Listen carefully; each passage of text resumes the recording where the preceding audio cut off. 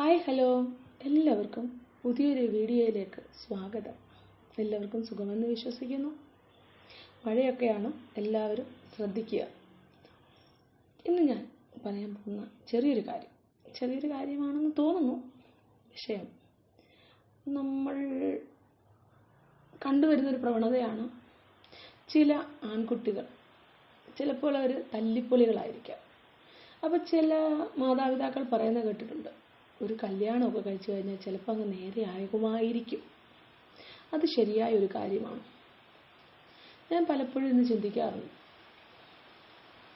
തങ്ങളുടെ മക്കൾ തല്ലിപ്പൊളിയായതിന് മാതാപിതാക്കളും ഒരു കാരണക്കാരാണ്.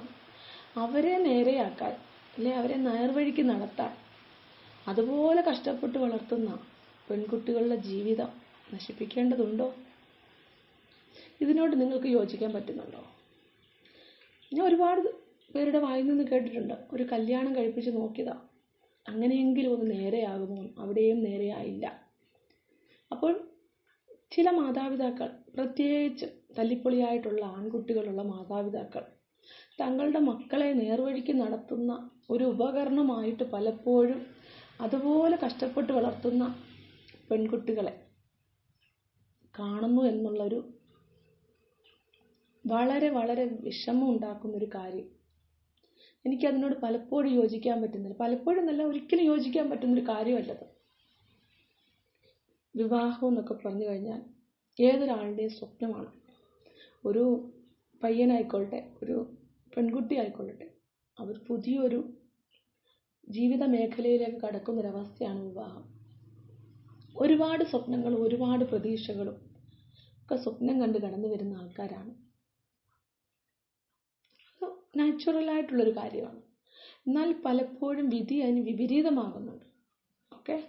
വിധിയാണ് എന്നൊക്കെ പറഞ്ഞ് സമാധാനിക്കാൻ പറ്റുമായിരിക്കും. പക്ഷേ ഇങ്ങനെ ഉണ്ടാകുന്ന ചില കാര്യങ്ങൾ ഒരു തരത്തിലും നമുക്ക് അംഗീകരിച്ചു കൊടുക്കാൻ പറ്റത്തില്ല.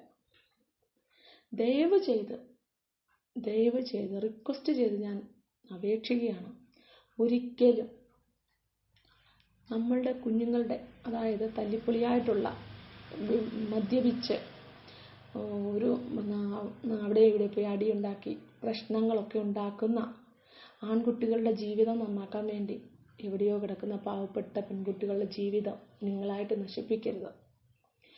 മദ്യപാനമാണോ? അതിന് ട്രീറ്റ്മെൻറ്റ് കിട്ടും.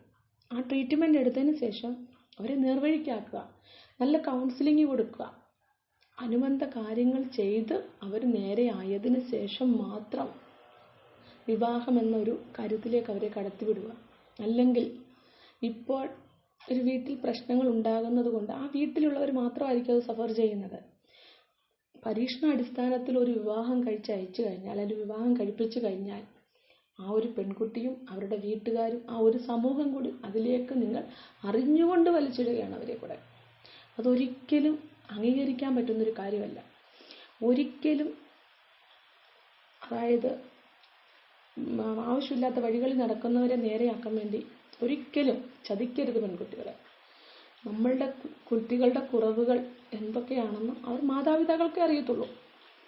ചിലപ്പോൾ അവർക്ക് പോലും അറിഞ്ഞെന്ന് വരില്ല. എങ്കിലും അവരെ ഒബ്സർവ് ചെയ്യുക, അവരെ കാര്യമായിട്ട് ശ്രദ്ധിക്കുക, അവരിൽ എന്തൊക്കെ പോരായ്മകളുണ്ട്. അവരെ ഞാനൊരു വിവാഹത്തിലേക്ക് നയിച്ചാൽ ആ പെൺകുട്ടി, വരുന്ന പെൺകുട്ടി ഇവിടെ സുരക്ഷിതയായിരിക്കുമോ, അവളെ ഇവൻ കരുതുമോ എന്നുള്ള കാര്യങ്ങൾ തീർച്ചയായിട്ടും നാം ശ്രദ്ധിക്കണം.